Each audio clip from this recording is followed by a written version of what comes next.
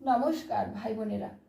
ইতিমধ্যে আমরা যোগ, বিয়োগ, গুণ, ভাগ এই চারটি মৌলিক গাণিতিক প্রক্রিয়া শিখেছি। এখন আমরা এই চারটি প্রক্রিয়া দ্বারা যুক্ত কোনো রাশিমালার সরল মান নির্ণয় করা শিখব। রাশিমালা বলতে বোঝায় যখন একাধিক সংখ্যা যোগ, বিয়োগ, গুণ ও ভাগ এই চিহ্নগুলি দ্বারা যুক্ত থাকে তখন পুরোটাকে একত্রে রাশিমালা বলে। কোনো রাশিমালার মধ্যে অবস্থিত যোগ, বিয়োগ, গুণ, ভাগের কাজ করার প্রক্রিয়াকে সরল বলে। সরল করার পর যে ফল পাওয়া যায় তাকে সরল ফল বলে। সরল করার সময় কি করব এবং কি করব না সেগুলি দেখো। যোগ, বিয়োগ, গুণ এবং ভাগ চিহ্নযুক্ত সরল থাকলে প্রথমে ভাগের কাজ করতে হবে, তারপর গুণের কাজ, তারপর যোগ ও বিয়োগের কাজ করতে হবে। ভাগ না গেলে গুণের কাজ করব। ভাগ না গেলে বলতে যদি এরকম থাকে 2 ভাগ চিহ্ন 6, প্রথমে ছোট সংখ্যা পরে বড় সংখ্যা থাকলে ভাগ করা যাবে না। 6 দিয়ে 2কে কি ভাগ করতে পারবে পূর্ণ সংখ্যায়? পারবে না। সেক্ষেত্রে ভাগের কাজ না করে গুণের কাজ করতে হবে। ক্রমিক গুণ যদি থাকে 2 গুণিত 3 গুণিত 5, সেক্ষেত্রে আমরা ক্রমিক গুণ একসাথে করে নিতে পারি। 2 3 6, 6 5 30। কিন্তু ক্রমিক ভাগ যদি থাকে তাহলে আমরা একেবারে এইভাবে করতে পারবো না। সেক্ষেত্রে ধাপে ধাপে করতে হবে। প্রথমে দুটো সংখ্যার কাজ করব, তারপর এই দুটো সংখ্যার কাজ করব। শুধুমাত্র গুণ এবং ভাগ চিহ্নযুক্ত সরল থাকলে কি করব দেখো।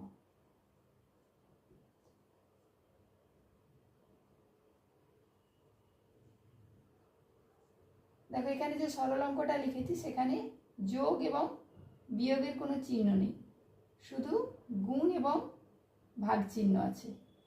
এরকম অঙ্ক থাকলে পরপর বাম দিক থেকে কাজ করতে হবে। এখানে প্রথম দুটো সংখ্যার কাজ করব, 3 10 30, তারপর চিহ্ন সংখ্যা যা যা আছে সব লিখব, তারপর আবার দুটো সংখ্যার কাজ করব বাম দিক থেকে, তারপর যা যা আছে লিখব, তারপর আবার দুটো সংখ্যার কাজ করব।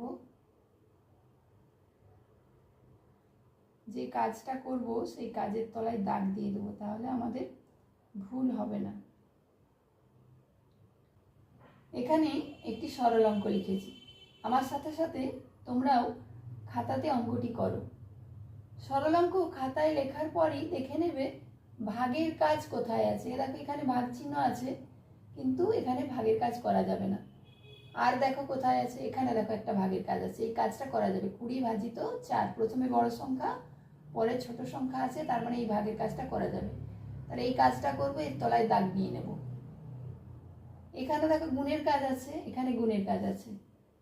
ভাগের কাজটা যেহেতু করছি প্রথম সারিতে, সেক্ষেত্রে গুণের কাজ আর এখানে করা যাবে না। একই সারিতে ভাগের কাজ এবং গুণের কাজ করব না। তাহলে ভাগের কাজ করব, তাই যা যা আছে সব সংখ্যা চিহ্ন পরপর লিখব।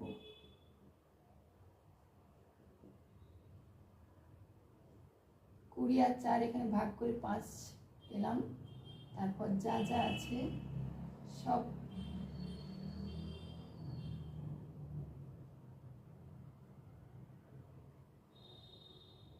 লিখলাম। এবার দেখো এখানে তো ভাগ চিহ্ন আছে, কিন্তু ভাগের কাজ করা যাবে না। এবার দেখো গুণের কাজ করা যায় কিনা। গুণের কাজ এটা করব, এই গুণের কাজটা করব। আর গুণের কাজ আছে নাকি দেখো, এখানে একটা গুণের কাজ আছে, এখানে একটা গুণ আছে। দেখো ক্রমিক গুণ বলেছিলাম, ক্রমিক গুণ আমরা একসাথে করতে পারি। তাহলে একই সারিতে দেখো 3টে গুণের কাজ আছে, একই সারিতেই 3টে গুণের কাজ করে নেব। 10 5 50, তারপর যা যা আছে লিখব,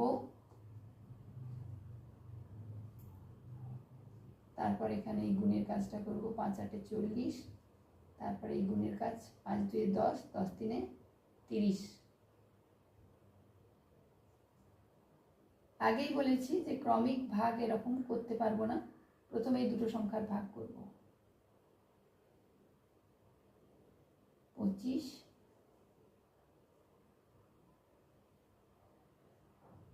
তারপর যা যা আছে লিখব।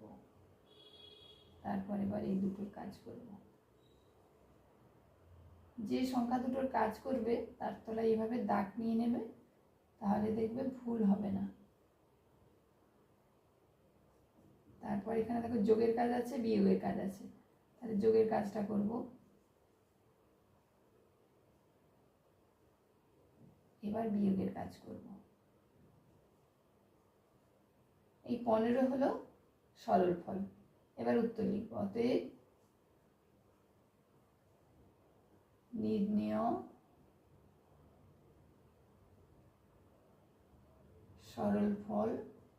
তোমাদের অনেকের নির্ণেয় বানানটা লিখতে ভুল হয়, ঠিক করে লিখবে। নির্ণেয় সরল ফল 15।